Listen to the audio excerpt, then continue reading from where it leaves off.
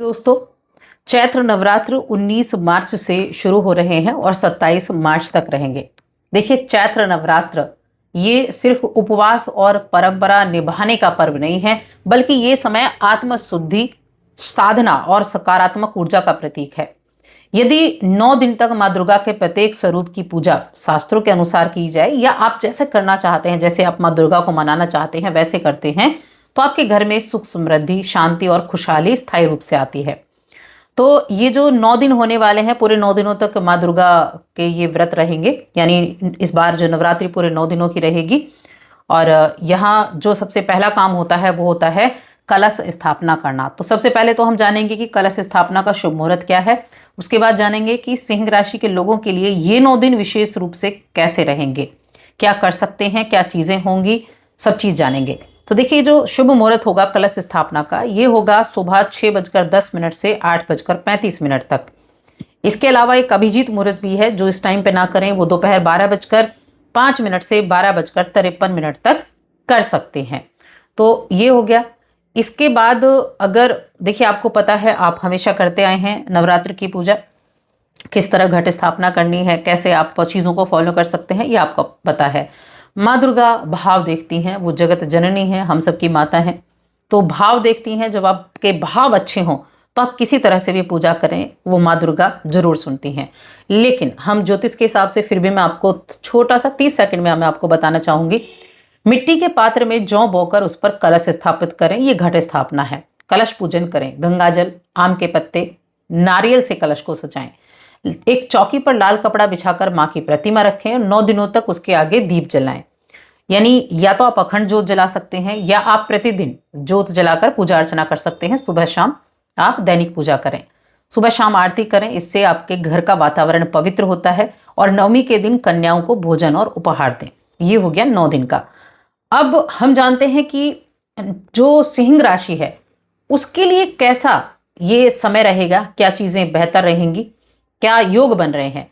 सबसे पहले योग की ही अगर मैं बात करूं, तो देखिए, योग जो बन रहे हैं ना, एक तो जो सिंह राशि के जातक हैं उनके पंचम भाव में, 7वें भाव में शनि है, बुध है, राहु है और मंगल है। अष्टम भाव में शनि, शुक्र, सूर्य है। और शुक्र का राशि परिवर्तन 26 मार्च को होगा भाग्य भाव में। तो शनि, शुक्र जो है वो राशि बदलेंगे 26 मार्च को, तो उसका प्रभाव देखने को मिलेगा। चंद्रमा की स्थिति काफी अच्छी बनी हुई है। चंद्रमा आपके लिए शुभ ग्रह भी हैं। चंद्रमा वृषभ राशि में 23 तारीख को उच्च के हो जाएंगे। उसके बाद 25 तारीख को मिथुन राशि में गजकेसरी योग बनाएंगे गुरु बृहस्पति के साथ मिलकर।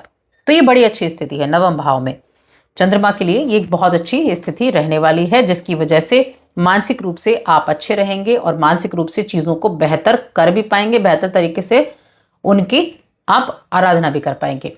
अब रिजल्ट क्या मिलेंगे, तो देखिए, सिंह राशि का प्रतीक शेर है और माँ दुर्गा खुद सिंह वासिनी है, यानी शेर की सवारी करती हैं। यही वजह है कि आपके ऊपर माता रानी की विशेष कृपा होने वाली है। इस चैत्र नवरात्र में आपकी जो लीडरशिप है ना, वो निखर कर आएगी, आपकी क्वालिटी निखर कर सामने आएगी। ऑफिस में आपका दबदबा बढ़ेगा, साथ ही इनके व्यक्तित्व में एक अलग ही तेज दिखाई देगा, जिससे आपकी तारीफ करने के लिए लोग मजबूर हो जाएंगे। एक ऐसी शख्सियत आप देख पाएंगे कि अपने आप को आप दूसरों से अलग पाएंगे। ये चीजें बहुत बेहतरीन होने वाली हैं।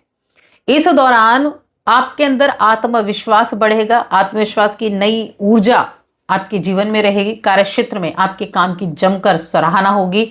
वरिष्ठ अधिकारी आपके फैसले पर भरोसा जताएंगे और जो लोग बिजनेस करते हैं उन्हें नए और बड़े कॉन्ट्रैक्ट्स मिल सकते हैं। पारिवारिक जीवन में स्थिरता बनी रहेगी और आप अपनी नई योजनाओं को सफलतापूर्वक धरातल पर उतार सकते हैं।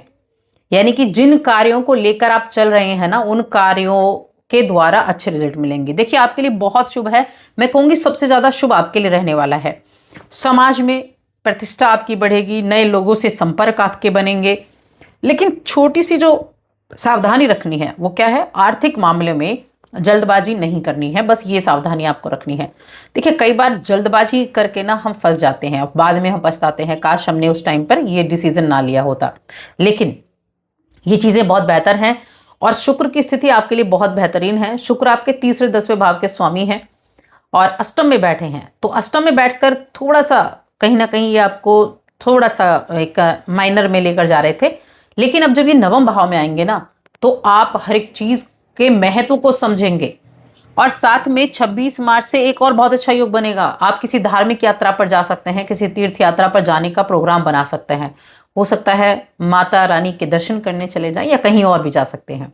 तो स्थान परिवर्तन की संभावनाएं बहुत ज़्यादा बनेंगी आपके लिए, और ये नवरात्र आपके लिए स्थान परिवर्तन कराकर भी जाने वाला है। प्रगति लेकर आया है ये नवरात्र, ये माँ दुर्गा के नवरात्र। शानदार परिणामों की प्राप्ति आपको होगी। नौकरी में भी बेहतरीन अवसर मिलेंगे। इन 9 दिनों के अंदर अंदर ये चीज़ें होंगी। आपके लिए ये समय बहुत भाग्यशाली है। इनकम के बढ़ने के योग हैं, साथ में धन की बचत भी होगी। और देखिए, कुछ नए ऑर्डर मिल सकते हैं व्यापार करने वालों को इस दौरान। 26 से खास तौर से बहुत अच्छे ऑर्डर मिल सकते हैं, जिससे आपका मुनाफा बढ़ जाएगा। इसके अलावा निजी जीवन में भी बदलाव होंगे, जो कि नवरात्र के अंतिम समय से यानी कि 26 तारीख से होंगे। आपके जो निजी जीवन है उसमें पॉजिटिव बदलाव होंगे। जीवन साथी के साथ अच्छा समय रहेगा, काफ़ी खुश नजर आएंगे। और सेहत के मामले में भी देखा जाए तो सेहत भी आपकी सुधरेगी इसी नवरात्र में। तो कब से? 26 तारीख से। सेहत के भीतर भी एक नई ऊर्जा का संचार होगा। आपकी एनर्जी जो एकदम आपको थोड़ी डाउन सी फील हो रही थी, वो एनर्जी आपके अंदर एक बार फिर से देखने को मिलेगी। तो ऐसी चीज़ें यहाँ होने वाली हैं, ऐसी जो बेहतर चीज़ें हैं वो होने वाली हैं।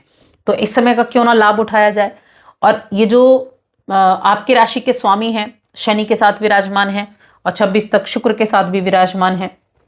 इनकी जो स्थिति है ये आपके अष्टम भाव में है। तो अष्टम भाव में थोड़ा प्रॉब्लम आ भी जाती है, लेकिन कुछ चीज़ों के लिए बेहतर भी होता है। जैसे विदेश में आप रह रहे हैं तो आपके लिए अच्छा है। विदेश से जुड़े काम कर रहे हैं तो आपके लिए ठीक है। रिसर्च से जुड़ा काम कर रहे हैं, IT से जुड़ा काम कर रहे हैं, मेडिकल फील्ड से जुड़ा काम कर रहे हैं, तब आपके लिए कहीं ना कहीं ठीक है। लेकिन वाहन आपको सावधानी पूर्वक चलाने हैं, इसका आपको ध्यान रखना है। अब ये 9 दिन हैं माँ दुर्गा की आराधना के। सच्चे मन से, पूरे मन से आप पूजा अर्चना करें, सच्चे मन से माँ दुर्गा की आराधना करें। 9 दिनों तक पृथ्वी पर वास करती हैं। इच्छाएं पूरी होती हैं लोगों की। इच्छाएं कब पूरी होती हैं? जब आप सच्चे मन से उसकी आराधना करते हैं। बिना कुछ मांगे वो आपको देती है। इसलिए मांगना नहीं है आपको, सिर्फ उनकी सेवा करनी है, मांगना नहीं है आपको। क्या सबसे ज़्यादा उत्तम रहेगा? तो देखिए, जो वैसे तो नव दुर्गा के लिए आप, मैं कहूँगी दुर्गा चालीसा का पाठ आप कर सकते हैं, दुर्गा सप्तशती का आप पाठ कर सकते हैं, या कुष्मांडा की विधि विधान पूर्वक आप पूजा आराधना कर सकते हैं। ये कार्य आप कर सकते हैं। तो बस आज की इस वीडियो में इतना ही।